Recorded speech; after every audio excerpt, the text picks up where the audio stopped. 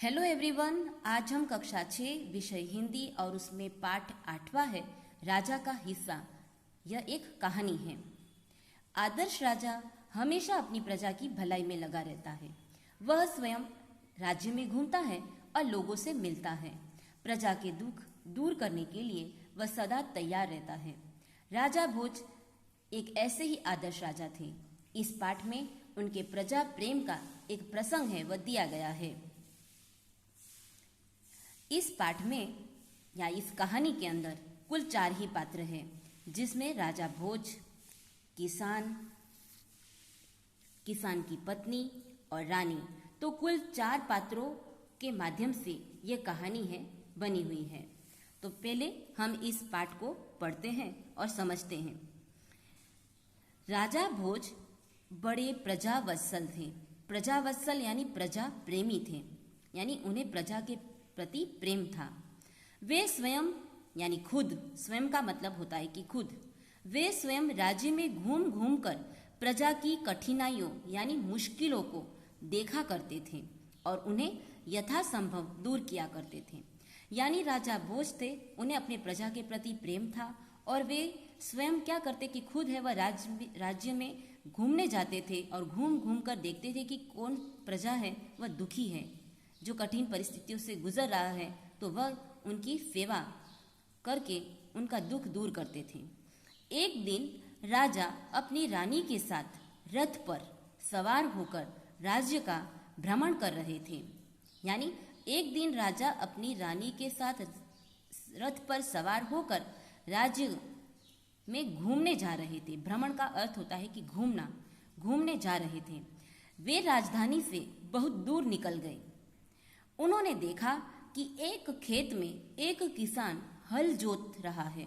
हल जोतना यानी हल चलाना, मगर उसके हल में एक ही बैल है। यानी हमको पता है कि हल चलाने के लिए 2 बैलों की जरूरत होती है, पर राजा देखते हैं कि इस खेत में एक किसान हल तो जोत रहा है, पर उसमें हल में एक ही बैल है। दूसरे बैल के जगह पर, स्थान यानी जगह पर, दूसरे बैल की जगह पर उसने अपनी पत्नी से वह हल चला रहा है, यानी उसकी पत्नी हल खींच रही है। राजा देखते हैं कि एक खेत में एक किसान हल तो जोत रहा है, पर वह है कि हल में एक जगह पर अपनी बैल को खड़ा रखता है और दूसरी जगह पर स्वयं अपनी पत्नी से हल जुता रहा है। यानी आप चित्र में देख सकते हैं कि यह राजा है, यह किसान है, यह किसान की पत्नी है जो हल जोत रही है। यानी खेत में हल जोतते समय 2 बैलों की जरूरत पड़ती है, पर यह किसान है वह एक बैल को रखता है और दूसरे बैल के स्थान पर अपनी पत्नी से खेत जुता रहा है। राजा भोज ने रथ रोका और किसान के पास जाकर कहा, भले आदमी, तुम यह क्या अत्याचार कर रहे हो? भला कहीं स्त्री को भी हल में जोता जाता है?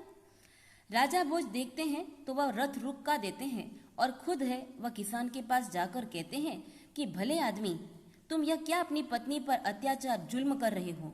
कोई अपनी पत्नी से कोई हल जुताता है कभी?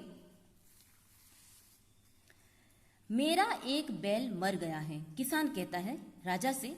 यह किसान राजा से कहता है कि मेरा एक बैल मर गया है, दूसरा बैल खरीदने के लिए मेरे पास धन नहीं है। अगर खेत न जुता तो मैं खाऊंगा क्या? कहकर किसान पुनः अपने कार्य में लग गया। यह किसान राजा से कहता है कि मेरा एक बैल मर गया है और दूसरा बैल खरीदने के लिए मेरे पास पैसे नहीं हैं। अगर मैं खेत में खेती नहीं करूंगा, हल नहीं जुताऊंगा, तो मैं खाऊंगा क्या? इसीलिए उस बैल की जगह पर मैंने अपनी पत्नी से काम लिया है और बैल की जगह पर अपनी पत्नी से मैं काम करा रहा हूं। उसे क्या पता था कि उससे बात करने वाला कौन है? किसान को यह पता नहीं था कि यह स्वयं राजा है और वह एक सामान्य आदमी की तरह उस राजा से बातचीत करता है और वह खुद अपने काम में लग जाता है। राजा ने कहा, अरे भाई, जरा सुनो तो, जो कहना है मेरे साथ चलते चलते कहो, मेरा काम क्यों रोकते हो? राजा उससे कहते हैं कि अरे भाई सुनो तो किसान है वह एक सामान्य समझता है इस आदमी को, वह नहीं जानता था कि यह राजा है स्वयं। तो किसान है वह इस राजा से कहता है कि आपको जो कहना है कहो, चलते चलते कहते जाओ, क्योंकि मेरा काम रुक जाएगा, मुझे काम करते करते जो कहना है वह कहो। तो किसान उससे राजा से कहते हैं। राजा भोज उसके साथ साथ चलने लगे। अपने काम के प्रति किसान की लगन यानी प्रेम, अपने काम के प्रति लगन है उसमें, प्रेम देखकर राजा भोज बहुत प्रभावित हुए। राजा भोज देखते हैं कि इस किसान को अपना काम करने के प्रति कितनी लगन है, वह अपना काम कितनी लगन से कर रहा है, क्योंकि अपना काम करते वह मेरे से बात भी नहीं करना चाहता है। राजा कहते हैं, भले आदमी, इस प्रकार तो तुम्हारी पत्नी थक जाएगी और थकावट की वजह से कोई दूसरा काम भी नहीं कर सकेगी। राजा भोज है उस किसान से कहते हैं कि तुम यह क्या कर रहे हो, अपनी पत्नी पर क्यों जुल्म कर रहे हो? इस तरह बैल की तरह अपनी पत्नी से काम कराओगे तो तुम्हारी पत्नी है वह थक जाएगी और थकान के कारण दूसरा कोई भी काम कर नहीं पाएगी। किसान बोला, तो फिर तुम ही बताओ मैं क्या करूं? तो किसान है उस राजा से कहते हैं, क्योंकि वह अनजान है कि वह राजा से बात कर रहा है, तो एक सामान्य इंसान की तरह वह राजा से कहता है, तो फिर तुम ही बताओ कि मैं क्या करूं? राजा ने कहा, तुम मेरे साथ चलो, मैं अपना एक बैल तुम्हें दे देता हूं, मगर इतनी देर मुझे काम रोकना पड़ेगा, तुम ही बैल ला दो। किसान बोला। राजा ने कहा कि तुम ऐसा करो, मेरे साथ चलो और मेरा एक बैल है वह तुम्हें मैं दे देता हूँ और अपनी पत्नी की जगह तुम उस बैल से काम करवाना। तो किसान है वह राजा से कहता है कि मगर इतनी देर मुझे काम रोकना पड़ेगा, अगर मैं तुम्हारे साथ बैल लेने जाऊंगा तो मेरा काम रुक जाएगा, ऐसा करो कि तुम ही बैल ले आओ। अच्छा ऐसा करो, राजा कहते हैं कि अच्छा ऐसा करो कि तुम अपनी पत्नी को रथ के पास भेज दो। राजा कहते हैं कि अगर तुम्हें नहीं आना है तो तुम खेत में काम करो, तो तुम्हारी पत्नी है उसे मेरे रथ के पास भेज दो, वहां मेरी पत्नी से बैल ले आएगी, वह मेरी पत्नी से बैल ले आएगी। यानी राजा कहते हैं कि तुम्हें काम करना है तो तुम काम करो, पर तुम अपनी पत्नी को मेरे रथ जहाँ रुका हुआ है वहां पर उसे भेजो और मेरी जो पत्नी है उसे वह बैल लेकर आने के लिए कहो, तब तक मैं तुम्हारे हल में जोतूंगा। राजा ने कहा। राजा कहता है कि तुम अपनी पत्नी को भेजो, वह बैल लेकर आएगी और इतनी देर जब मैं हूं मैं तुम्हारे साथ हल जोतूंगा। तो राजा ने कहा। किसान इस बात पर राजी हो गया और किसान है वह राजी हो गया, प्रसन्न हो गया। तो अच्छा है कि मेरी पत्नी बैल लेकर आ जाएगी तो मेरा काम भी नहीं रुकेगा। राजा भोज हल में जुट गए और किसान की पत्नी रथ के पास चली गई। उसने रानी को सारी बात बता दी। यानी किसान की पत्नी है वह रथ के पास जाती है जहाँ राजा की पत्नी होती है, बैठी होती है। तो किसान की पत्नी राजा की पत्नी यानी रानी से कहती है और अपनी सारी बात बताती है कि मेरा एक बैल मर गया है, इसीलिए खेती करने के लिए मुझे बैल के स्थान पर हल जोतना पड़ रहा है, तो मुझे बैल की जरूरत है। तो रानी ने पूरी बात सुनकर कहा, तुम्हारा बैल तो कमजोर होगा, वह हमारे बैल का साथ नहीं दे सकेगा। रानी कहती है कि तुम्हारा बैल है वह कमजोर होगा और मेरा जो बैल है वह ताकतवर है, तो तुम्हारा बैल मेरे बैल के साथ काम नहीं कर सकेगा, उसका साथ नहीं दे सकेगा, इसीलिए तुम दोनों ही बैल ले जाओ। और रानी कहती है ऐसा करो कि तुम एक बैल मत ले जाओ, हमारे 2 बैल हैं, तुम दोनों बैलों को लेकर जाओ। किसान की पत्नी दोनों बैल लेकर खेत पर पहुंची। किसान बहुत खुश हुआ, प्रसन्न हुआ यानी खुश हुआ। राजा भोज ने कहा, अगर कभी कोई दिक्कत हो तो मेरे पास आना। राजा भोज कहते हैं उस किसान से कि अगर तुम्हें कोई दिक्कत हो, कोई परेशानी हो तो तुम मेरे पास आना। कहकर राजा भोज ने उसे अपना परिचय दिया तो किसान बहुत शर्मिंदा हुआ। राजा भोज अब उस किसान को कहता है कि तुम्हें अगर कोई परेशानी हो तो तुम मेरे पास आना, और कहते हैं कि मैं एक राजा हूँ। और उस किसान को पता चलता है कि मैं इतनी देर से बातचीत कर रहा हूँ, वह एक किसी राज्य का राजा है और मैं एक सामान्य इंसान की तरह उससे बातचीत कर रहा था और उससे मेरे खेत में हल जुता रहा था। तो उसे अपने आप पर शर्मिंदा यानी अपने आप पर उसे लज्जा होती है कि यह मैं क्या कर रहा था, एक राजा से इस तरह से बात कर रहा था और राजा से मैं अपने खेतों में हल जुता रहा था। तो उसे इस बात पर दुख भी होता है और शर्मिंदा भी होती है। उसने राजा से बार बार क्षमा मांगी, यानी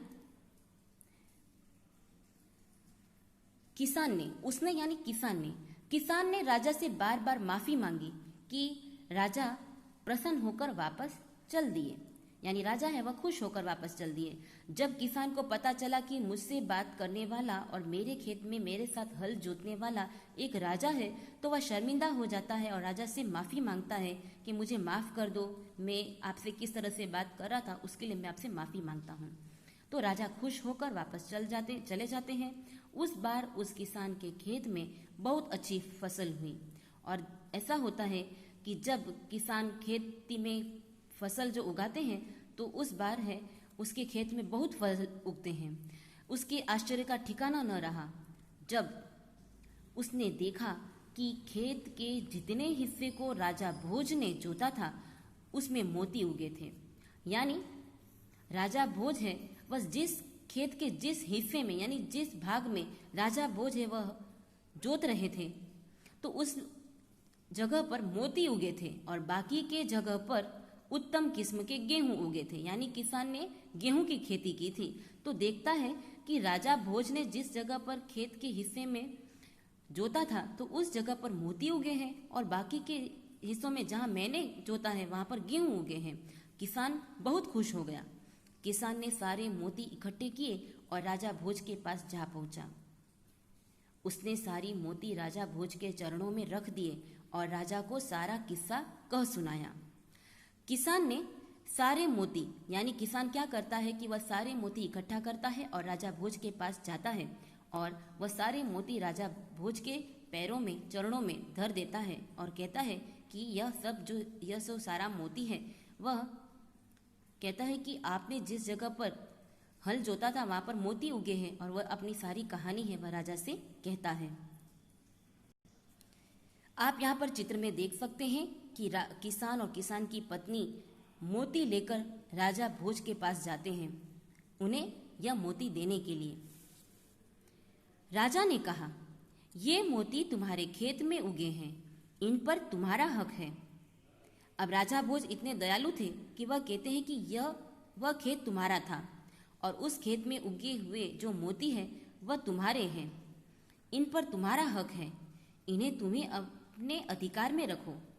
कहते हैं कि वह खेत तुम्हारा है, तुमने उसमें मेहनत की है और उसमें मोती उगे हैं तो उसमें तुम्हारा हक है, तुम्हारा ही अधिकार है, नहीं महाराज का, नहीं कि मेरा। यह आपके परिश्रम का प्रताप है, इसीलिए मैं इन्हें नहीं ले जाऊंगा। और किसान ऐसा कहते हैं कि आपने मेहनत की मेरे साथ और मेरे खेत के जिन भागों में आपने हल जोता था वहां पर मोती उगे हैं, तो ये आपकी मेहनत का प्रताप है, परिणाम है, इसीलिए मैं यह मोती नहीं ले जाऊंगा। मेरी प्रार्थना है कि आप इन्हें राजकोष में जमा कर लें। और किसान कहते हैं, राजा से प्रार्थना करते हैं कि ऐसा करिए कि आप ये मोती है आपके राजकोष में, राज का जो भंडार होता है वहां पर आप जमा कर दें और गरीब लोगों की भलाई के लिए इसे उपयोग में लें, काम में लें। तो किसान ने प्रार्थना की। किसान प्रार्थना करते हैं कि राजा से कहते हैं कि कृपा करके आप यह मोतियां हैं आप रखें और राजकोष में उसे जमा कर दे और कोई भी गरीब लोगों की जो भलाई करनी हो तो आप इसका उपयोग करें। किसान ने प्रार्थना की। किसान की बात सुनकर राजा बहुत प्रसन्न हुए और उन्होंने मोती स्वीकार कर लिए। और किसान की यह बात सुनते हैं राजा और बहुत खुश हो जाते हैं और किसान के वो मोती है वह स्वीकार कर लेते हैं। तो इस पाठ का जो नाम है राजा का हिस्सा, यानी इसमें राजा का हिस्सा यानी किसी भी चीज का हिस्सा करना यानी दो भाग करना। तो राजा खुद है वह किसान के साथ खेत जोतते हैं और इस पाठ के अंदर देख सकते हैं कि राजा खुद किसान के खेत के एक भाग में जोतते हैं और जहां पर मोती उगते हैं। तो इस पाठ का नाम राजा का हिस्सा ऐसा रखा गया है क्योंकि किसान है वह राजे का हिस्सा है, वह खुद नहीं रखना चाहता था और खुद स्वयं राजा द्वारा किए गए मेहनत का जो परिणाम मोती है वह राजा को खुद देना चाहता था और राजा के महल में जाकर उसे खुद राजा को दे आता है। तो यहाँ पर राजा का हिस्सा इसलिए इस पाठ का नाम रखा गया है।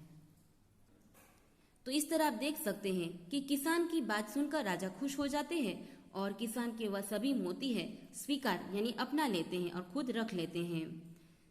तो यहाँ पर आपका राजा का हिस्सा यह पाठ है यहाँ पर पूरा होता है।